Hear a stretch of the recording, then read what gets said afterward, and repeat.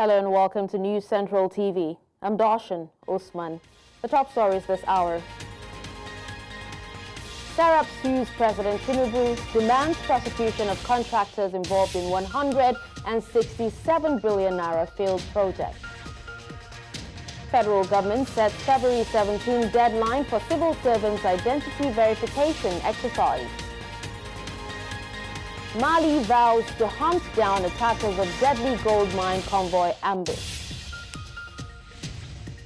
Details of these stories and more coming up shortly.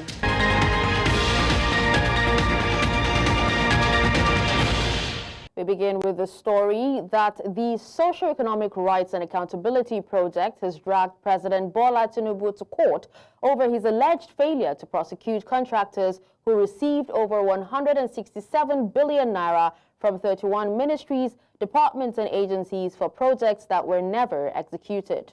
The lawsuit was filed on Friday at the Federal High Court in Lagos, and in a press release signed by Serap's Deputy Director, Kolawole Oluwadare, the group urges the court to compel Tinubu to direct the Minister of Finance and Coordinating Minister of the Economy, Wale Edun, to publicly name the contractors involved and ensure their prosecution.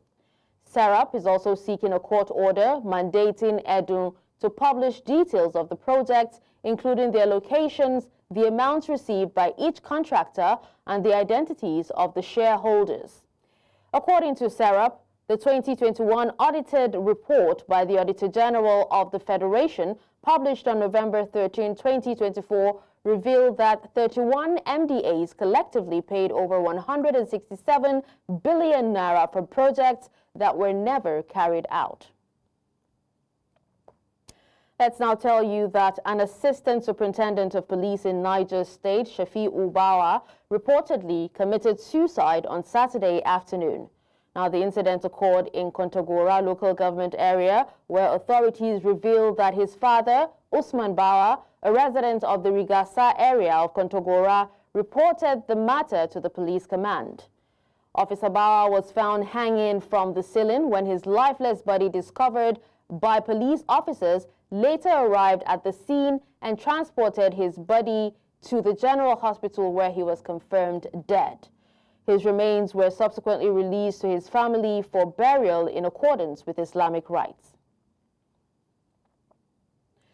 2 suspected drug kingpins have been arrested by the National Drug Law Enforcement Agency. They were nabbed at the Port Harcourt International Airport and the Murtala Mohammed International Airport, Lagos, respectively. NDLEA spokesperson Femi Babafemi confirmed the arrests in a statement issued on Sunday, revealing that one of the suspects operates under dual identities to evade detection. He was caught at Port Harcourt Airport on February 2, 2025, used a Sierra Leonean passport under the name Kargbo Mohamed Foday. Further investigations show that he alternated between his Nigerian and Sierra Leonean passports for drug trafficking across Thailand, Pakistan, Iran, and West Africa. The Nigeria Security and Civil Defense Corps Commandant General Ahmed Audi has ordered the immediate deployment of armed personnel and intelligence officers to custodial centers across the country. Now, the move aims to bolster security at correctional facilities designated as critical national assets and prevent jailbreaks and other criminal activities. NSCDC spokesperson Babawale Afolabi stated that the deployment would complement the Nigerian Correctional Service in securing detention facilities. Over the past 6 years, Nigeria has experienced multiple jailbreaks with over 6,385 inmates escaping from 11 correctional centers. While 2,032 escapees have been arrested or rearrested, more than 4,285 remain at large. Now, still talking security, for more than 20 years, some parts of Plateau State have been ravaged by violence, leaving the once peaceful state a ghost of itself. However, in recent times, efforts to ensure the return of peace in the area appear to have yielded results. Our correspondent Chizoba Anyonwe in this report traces the genesis of the crises and what is being done to restore normalcy in Plateau State. Plateau State, made up of 17 local government areas and mostly agrarian, had been known for its peaceful and serene nature. Sadly, in 2001, that peaceful atmosphere was shattered with the first strike of violence, which has lasted over 20 years. The factors that gave rise to the violence ranged from ethno-religious to political and farmer-herder crises, resulting in cattle rustling and poisoning, destruction of farmlands and killings. Journalists too were at risk. God will take control. And I'm watching right now, I'm in Mangu, believing that the violence forced thousands of people out of their ancestral homes into internally displaced people's camps. For many years, efforts by the military and paramilitary agencies deployed to end the carnage yielded little results, especially in the flashpoint areas of Mangu, Bokos, Barkinladi, Riom, and Bassa local government areas. However, the coming of Major General Abdusalam Abubakar, the immediate past General Officer commanding 3 Division and Commander Operation Safe Haven, appeared to have turned the tide. I'm staying here, I'm here. I'm going to be here for as long as it takes. I don't have any other thing. What can be termed relative peace currently reigns in the state as people now go about their lawful businesses. The fight against criminality is like a system that we all have a part to play and collectively fight against. I am glad to observe that we have derived the dividend of that seminar as clashes and farm destructions reduced by over 60% this year based on available statistics. Meanwhile, the Special Task Force Operation Safe Haven remains in place under the new leadership of Major General Folusho Oyinlola. Also on the ground are Operation Rainbow, an independent security outfit under retired Brigadier General Gagjishipi and the State Commissioner of Police, who are ramping up measures to sustain the fragile peace in the state. The advice of the State Commissioner of Police to the recently deployed 283 police constables to the state is also expected to help ensure peace through community policing. This crisis has been on for over 2 decades. We can't continue like this. This is not the way life is meant to be. So we must put in everything that we can to ensure that peace is achieved finally. And all this situation where you always have troops here and there because people cannot live peacefully must come to an end amicably, and we will achieve that. State policing does not mean we're doing away with the federal police. Everyone is complementing each other. So we still need the federal police, but then again, we need the state police more often than not, because we believe the state police, which will be comprised of indigenes from here and people who live here, will know the state more, will have the interest of the state more, will want to sacrifice more for their state. Don't abuse the rights of the people you are serving, and don't put your hands into corruption, extortion. Is that clear? Indeed, the efforts that have resulted in the restoration of normal life for these residents need to be sustained for meaningful development to take place here.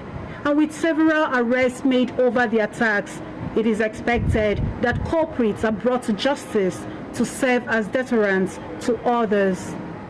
In Jos, Plateau State, for News Central, I am Chizoba Anyomi. Thank you, Chizoba, for that report. Now we hear that a chieftain of the Ohaneze Youth Council, Igbayaka, has been abducted by yet-to-be-identified gunmen in Owerri, the Imo State capital. Now the gunmen, numbering about 7, reportedly ambushed Igbayaka within the Owerri municipality. President of Igbo National Council, Chilos Godsent, confirmed that Igbayaka was abducted on Saturday evening.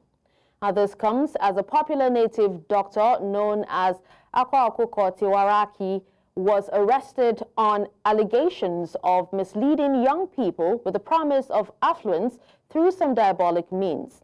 Such practices have been identified by the Anambra state government as a major motivating factor responsible for the rise in kidnapping, abductions, and incessant killings in the state.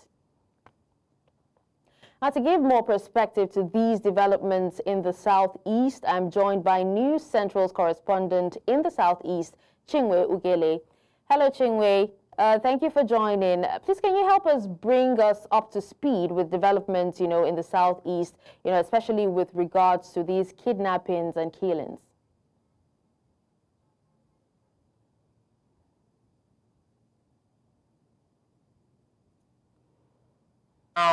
It's as if it's synonymous with most zones in the country, but then that of the Southeast is also exceptional if you look at it from another perspective.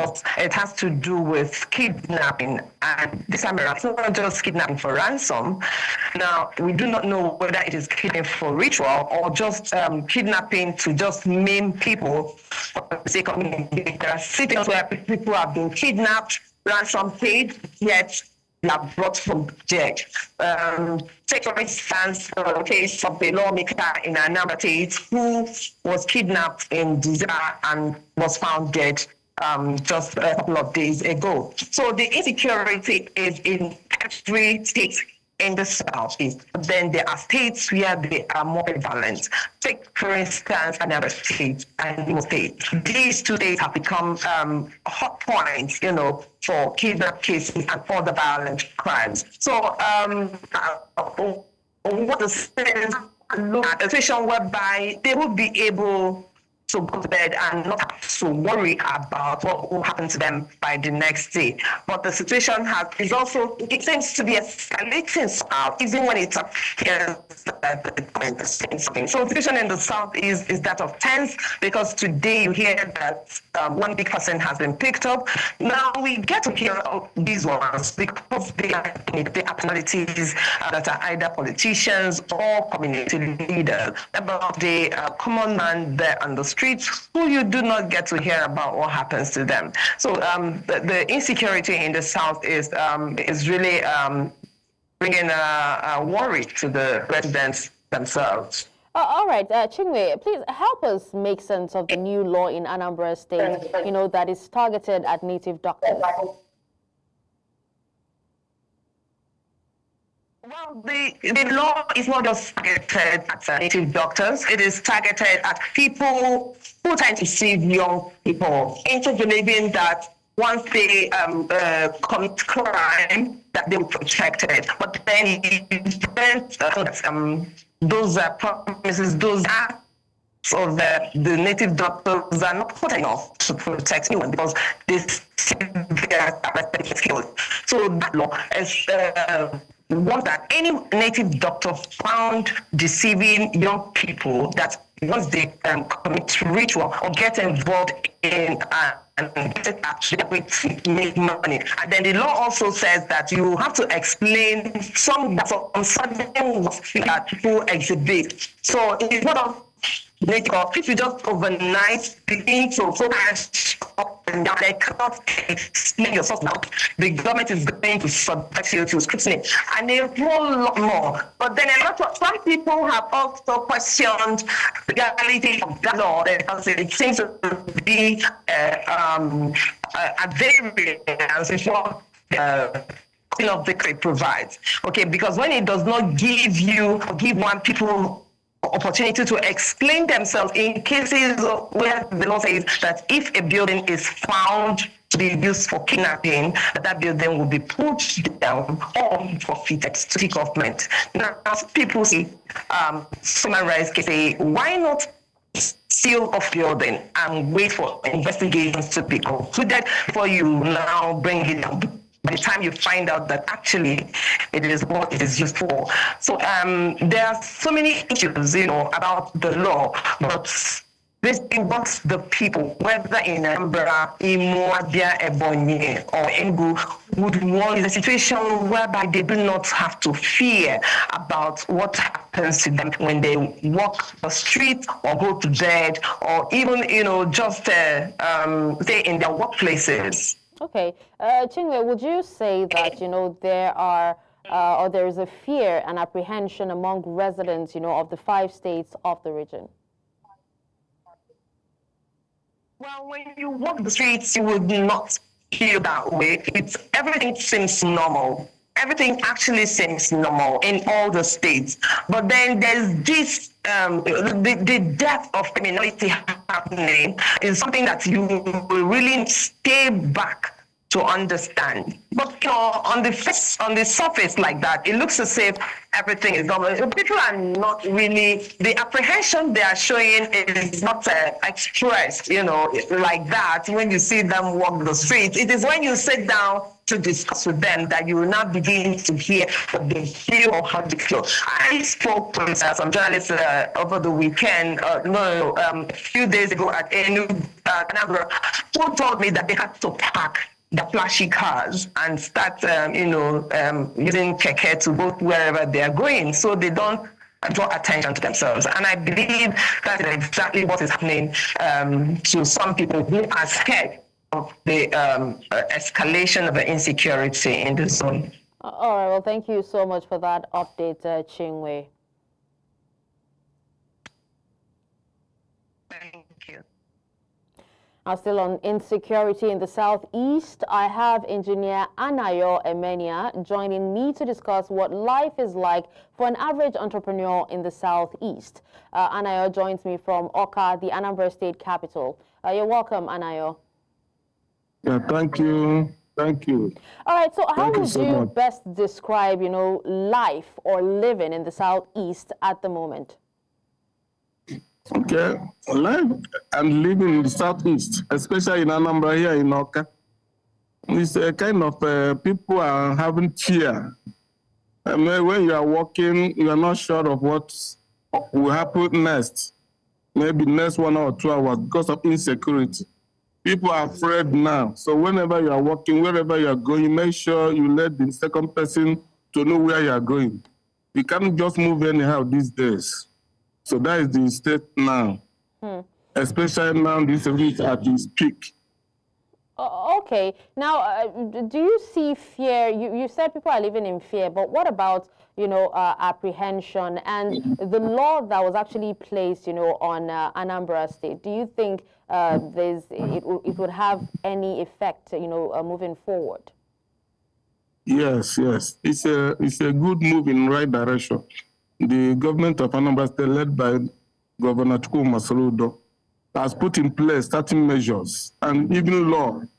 Now, you cannot perform all those native doctors. There are certain measures that are given to them because they see them as the people that are encouraging these young ones to venture into this kind of criminal activities, making money syndrome, to make money fast. They see it that way. So these native doctors are those people kind of giving them assurance that if you do this, do that, or bring this or bring that, you will make more money, you will have more money. And when you look at these criminals, all of them are below 30 years when you go through. So government of Soludo is doing a lot now. So it's a kind of a small breeze we are having, just a little. So he have created a new security outfit called Agune Chamber. The kind of state policing, they are helping a lot now. In the few days now, they have started working. We have seen some little light at the end of the tunnel. Okay, well, we hope that, normalcy is brought to the southeast, anytime soon. Thank you so much, Anayo, for speaking to us on this. And now we'll take a quick break. When we come back, we'll tell you how federal government is to receive and reintegrate Nigerians affected by U.S. deportation campaign. Details of this and more after the break. Stay with us.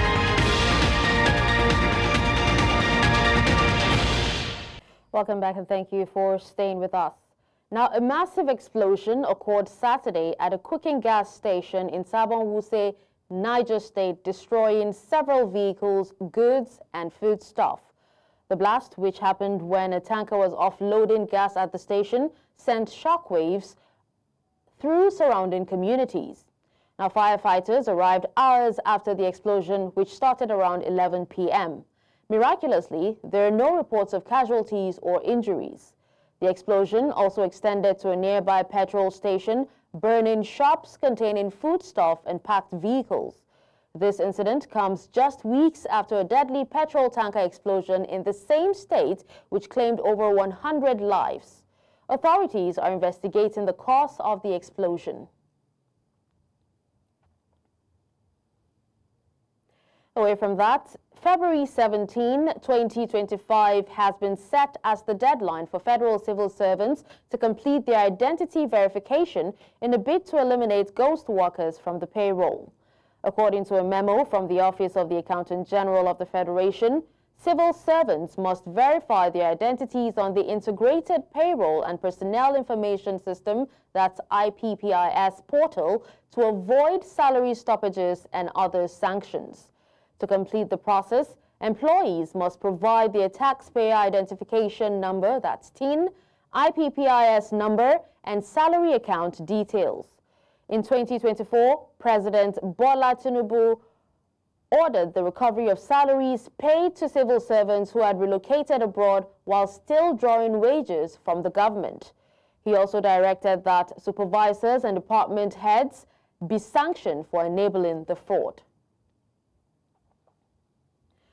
A memorial interdenominational Thanksgiving service held for the late Herbert Chizoba and Chizi Wigwe at the auditorium of the Wigwe University, Isiokbo, Ikwere local government area of Rivers State, South Nigeria. Now, late Herbert Wigwe, the managing director and CEO of Access Bank Group, tragically lost his life alongside his wife and son in a helicopter accident in the United States of America on Friday, February 9, 2024. News Central correspondent Austin Azu covered the memorial service.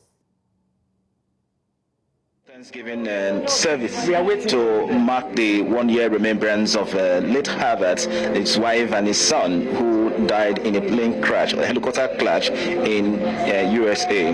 However, family members, friends, and well-wishers have been laying their wreaths here at this particular terms you can see from the camera. And of course, we have friends and well-wishers who are counting the last experience they had with late Herbert and family.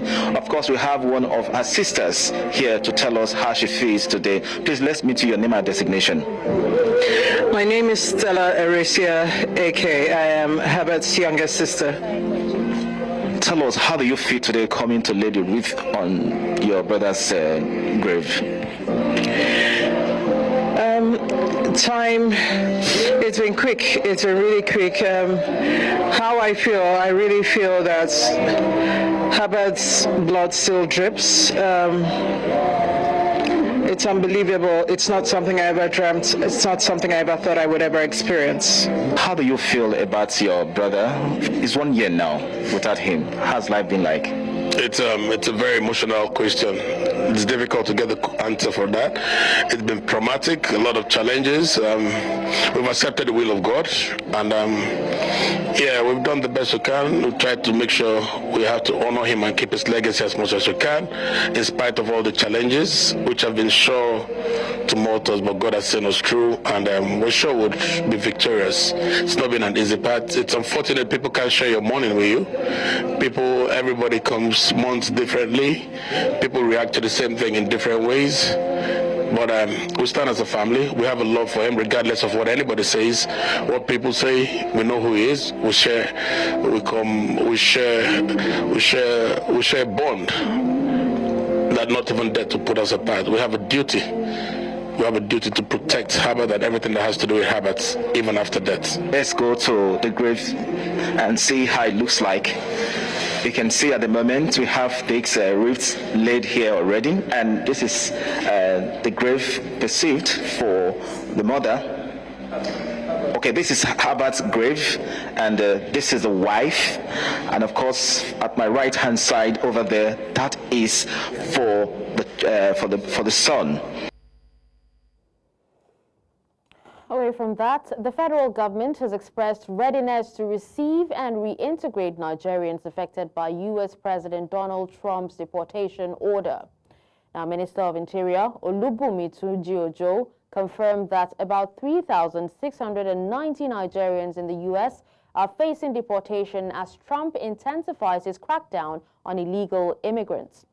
Tunji-Ojo assured that the government will support deportees, help them settle back into society, and reunite with their families. He also revealed that the federal government has secured a facility at Lagos Airport to provide medical care for deportees suffering from mental fatigue and depression. Nigeria, a nation grappling with a complex web of social and economic challenges, is also undergoing a critical period of justice reform. For years, the country's justice system has faced criticism for delays, corruption, and a lack of access for many citizens. But recent years have seen a renewed push to address these deep-rooted issues. Now, in this report, read from our studio, News Central TV's Nasir Agbalaya spoke with some lawyers in the legal community in their bid to change the narrative. The justice system needs reform is known to all, but these reforms are not happening fast enough. Even the Supreme Court only changed its procedural rule 1985, which was replaced by the rule 2024 recently at the end of the tenure of former Chief Justice of Nigeria, Olukayode Ariwola. It is high time. It's a welcome development. It is something that is desperately needed, and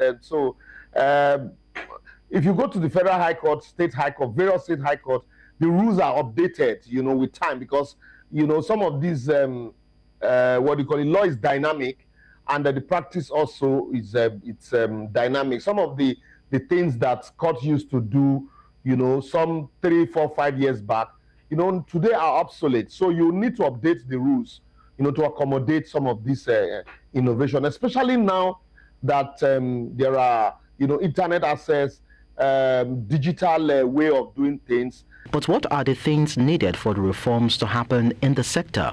It seems no single solution can fix this.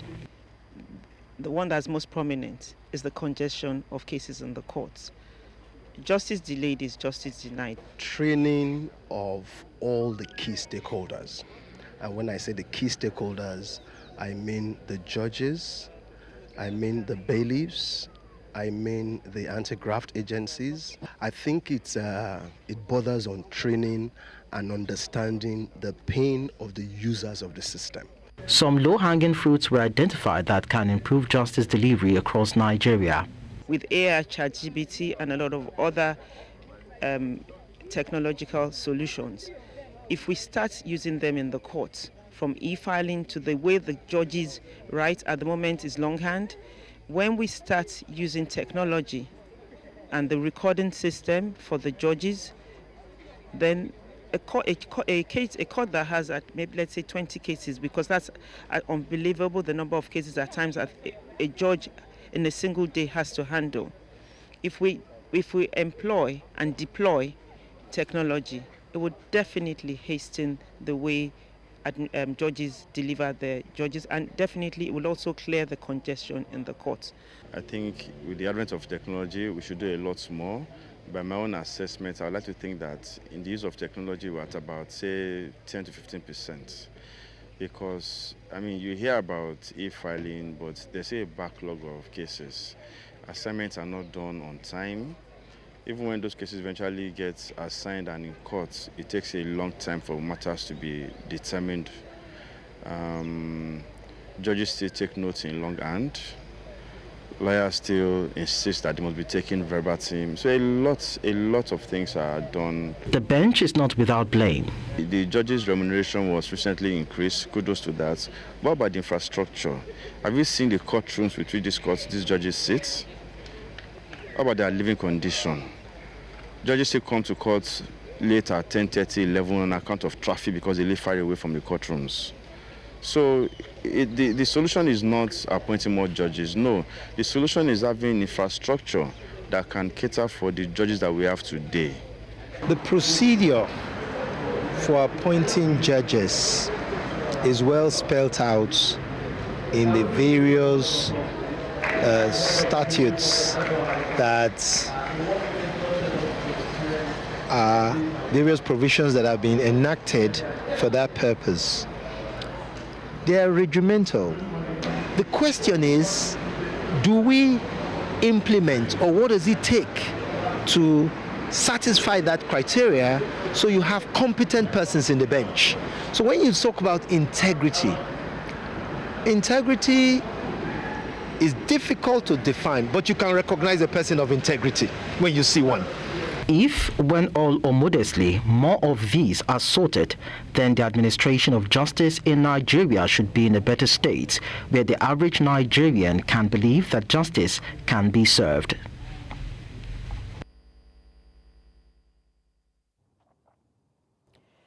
Away from that, the Kano state government has ordered an investigation into the killing of protesters by security personnel during a recent demolition exercise in the state.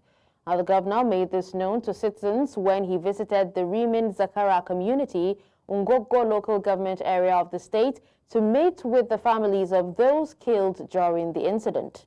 News Central's Emmanuel Bagudu reports.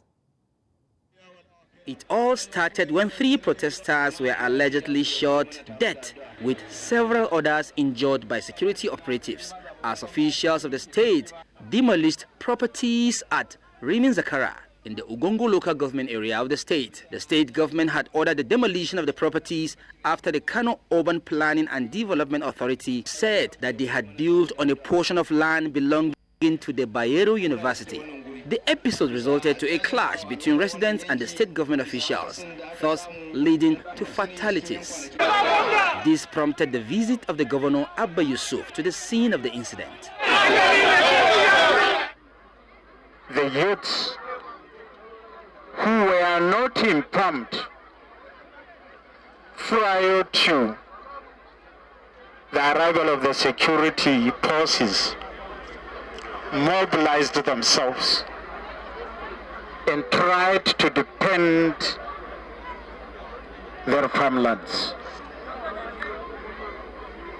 And unfortunately, we recorded some incidents.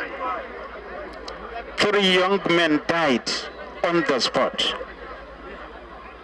Many of them were injured. The governor offered heartfelt condolences and sympathized with the families of the bereaved, informing them that the state government will support the families of the 3 disease victims left behind. This problem has been on for the last 30 years. And since we came on board, nobody has ever come to inform the governor that there was a lingering problem between the host community and the management of Bayero. Now that this has happened, I want to assure you that by the grace of Allah, we will nail it in the bud.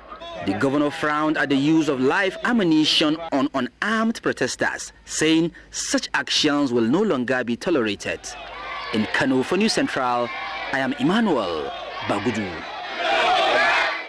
Thank you, Emmanuel, for that report. Now, a growing number of experts and social commentators argue that woke parenting, characterized by extreme sensitivity, overprotectiveness, and a strong emphasis on social justice, may be having unintended consequences on Generation Z.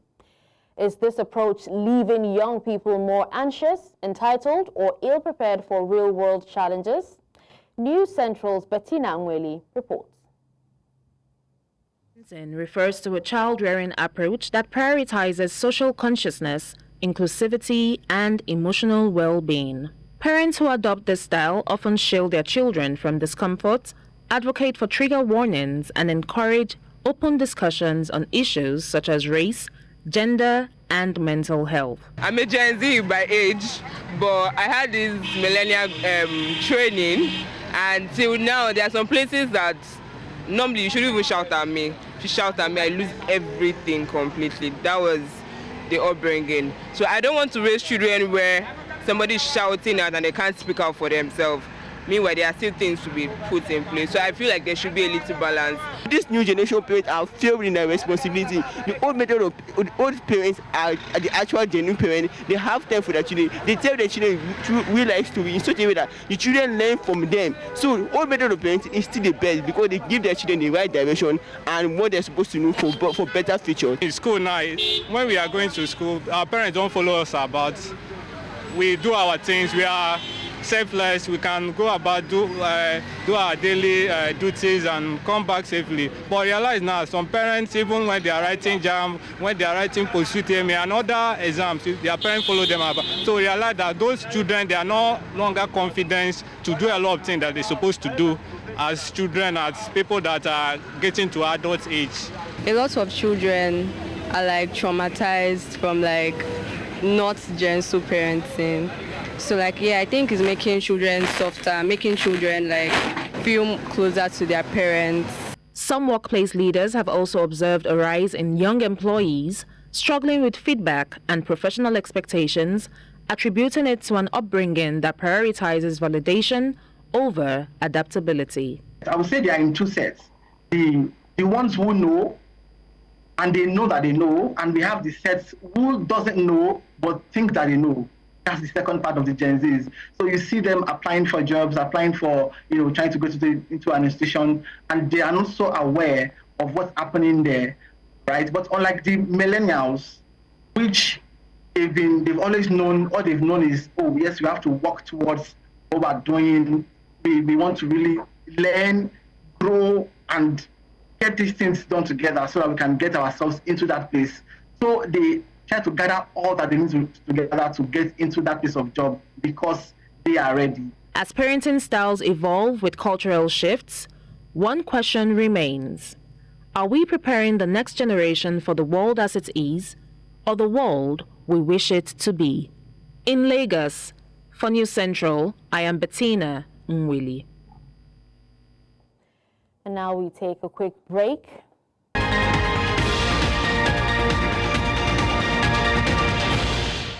Now away from Nigeria, Niger's military regime has announced a national convention to determine the duration of its transition period. The convention will take place in the capital Niamey from February 15 to 19. A national commission has been established to oversee the conference, which aims to produce a preliminary draft of the transition charter. The commission comprises former ministers, academics, and religious leaders. General Abdurrahman Tiani, who seized power in a coup last year, announced plans for an inclusive national dialogue to outline governance priorities and set the transition period. Mali's army has vowed to track down the terrorists behind a deadly ambush on a convoy heading to a gold mine in the country's north. Now, according to local officials, the convoy, which included foreign civilians, was being escorted by Malian soldiers and Wagner mercenaries when it came under attack on Friday near the village of Kobe, a region plagued by Al-Qaeda and Islamic State-linked militants. The Malian armed forces confirmed that 25 civilians were killed, while 13 others, mostly foreign gold miners, sustained injuries. The military also reported recovering the bodies of 19 attackers from the site. Now, Mali, one of Africa's top gold producers, has seen its mining sector suffer amid rising insecurity and insurgent activity in recent months. Away from that, Sam Nujoma, who led a 3-decade-long fight for Namibia's independence from apartheid South Africa, has died aged 95. Tributes poured in for the Southern African country's founding father, with South Africa's President Cyril Ramaphosa crediting Nujoma as an inspiration for his own country's struggle against white minority rule. The SWAPO Liberation Group leader died late Saturday after being hospitalized for 3 weeks, according to a statement from Namibia's President Nangolo Mbumba. Njoma's legacy extends beyond Namibia, with his commitment to freedom and equality leaving a lasting impact on the region.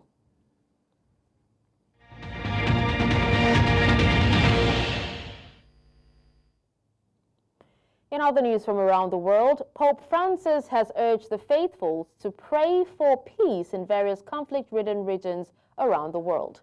During a special mass and Angelus for the Jubilee of Armed Forces, the Pope called for prayers for peace in tormented Ukraine, in Palestine, in Israel, Myanmar, and throughout the Middle East.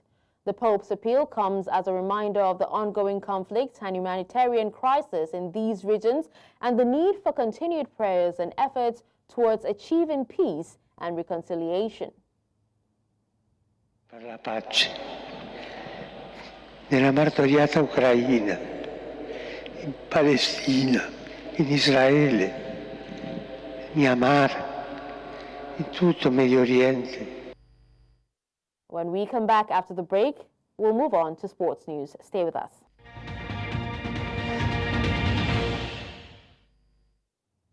Now, in the world of sports, Lagos is preparing to host the 10th Lagos City Marathon on February 15th. The city is set to welcome its first wave of international athletes on February 13th for this Valentine's-themed race, aptly called Love in the Air. Now, this year's edition will bring together an impressive 4,000 international participants and 100 elite athletes from countries including Kenya, Ethiopia, Morocco, and France. Looking back at last year, Kenya's Bennett Sang claimed victory with a time of 2 hours, 16 minutes, and 49 seconds, while Ethiopia's Kebene Chala topped the women's category. Kenya has dominated this event historically, winning in 2016, 2017, 2020, and 2021.